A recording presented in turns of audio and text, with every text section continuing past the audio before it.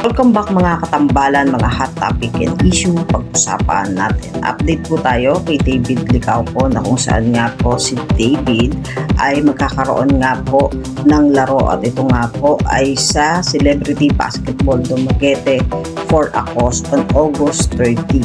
At ito nga po ay 13 days to go. Get your ticket now on August 30, 7 p.m.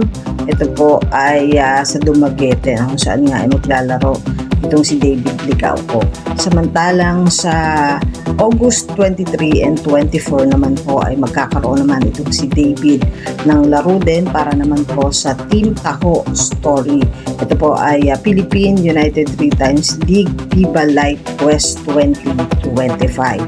At ito nga po ay sa Ayala Mall, Manila Bay. At ito nga po ay laro ni David para po sa Taho Story. Samantalang si David Licao po naman po at si Barbie Cortesa ay nominado naman po para sa Herman Moreno Power Tandem Award for Maria Clara and Ibarra.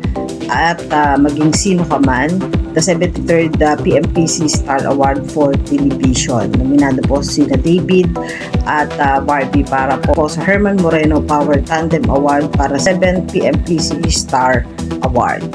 Samantalang si David naman po ay kasama naman ang Prime Pit Gym na si Coach Rapi. Ito po ay kuha naman sa Siargao at makikita rin itong si David na nag-jogging nga sa Siargao nung isang araw na kung saan nga po ay naulan habang nag-jogging itong si David na binabati naman ng mga netizen doon sa Siargao. Yan po yung mga update natin ngayon kay David. Kaya mga katambalan, ano ang masasabi nyo? Comment lang sa comment section, pag-usapan natin.